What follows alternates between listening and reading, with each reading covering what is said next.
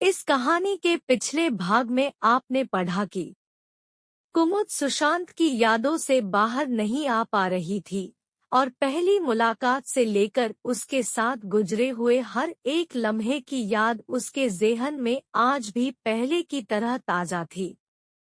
ऐसे में कुमुद किसी भी अन्य पुरुष को अपने मन में जगह कैसे दे सकती थी, जबकि अभी तक वह सुशांत की यादों से बाहर नहीं आ पाई थी। उसके माता पिता एक तरह से अपनी बेटी के मन की हालत भी समझते थे और अपनी जिम्मेदारी भी। वह जिम्मेदार माता पिता थे और वह चाहते थे कि उनके जिंदा रहते कुमुद का घर बस जाए और वह अपनी गृहस्थी में सुखी संसार बसा ले।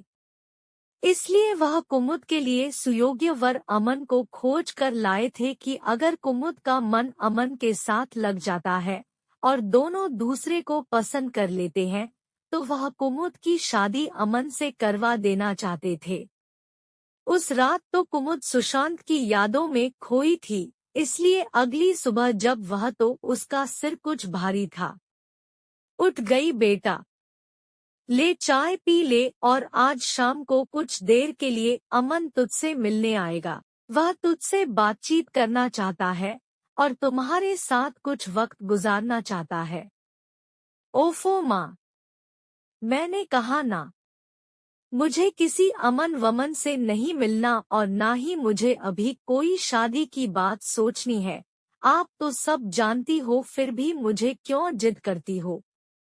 बोलते हुए कुमुद कुछ चिढ़ सी गई। कुमुद के प्रत्युत्तर में माँ कुछ कहती, इसके पहले ही उसके पिता बोल पड़े, बेटा, अमन से एक बार मिलने में क्या हर्ज है? जो चला गया उसकी यादों में खुद को रखने का क्या फायदा? जो वर्तमान है उसे अगर बाहें फैलाकर अपनाओगी तो विश्व भी अपनी स्वर्णिम आभा लेकर तुम्हारे जीवन को आलोकित कर देगा, और अगर तुम अतीत को चुनती हो तो उसका काला साया तुम्हारी पूरी जिंदगी को अंधकार से भर देगा। कुमुद के पिता गिरधारी जी एक अनुभवी व्यक्ति थे। उन्होंने दुनिया देखी थी और वह अपनी भावुक पुत्री के स्वभाव और उसकी मनोदशा भी समझते थे। साथ में वह यह भी जानते थे कि अमन एक सुलझा हुआ इंसान है जो कुमुद का सच्चा और अच्छा जीवन साथी साबित हो, इसलिए वह चाहते थे कि कुमुद अमन से जरूर मिले। खैर, उस दिन माता पिता के जोर देने पर किसी तरह कुमुद अमन से मिलने को से तैयार हुई और जब अमन आया तो वह उसको देखकर चौंक गई।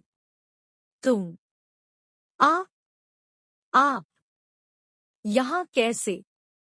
क्या आपको सुशांत ने मेरे घर का पता दिया था? बोलिए, आप मेरे घर तक कैसे आ गए? कुमुद ने अमन को देखकर कई सवाल एक साथ धर दिए। बदले में अमन ने बेहद शांत स्वर में कहा, बस कुमुद भाभी, सब बताता हूँ। सारे सवालों के जवाब आप एक बार ही जान लेना चाहती हो क्या? थोड़ा सांस तो ले लो। अभी मुझे भी याद करने दो कि तुमने एक साथ कितने सवाल पूछ लिए हैं।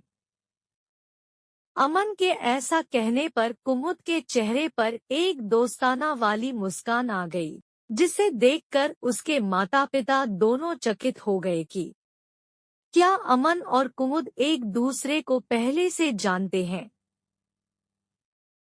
इधर अमन कुमुद को देखकर जब मुस्कुराया तो कुमुद के चेहरे पर भी हंसी ठहर गई।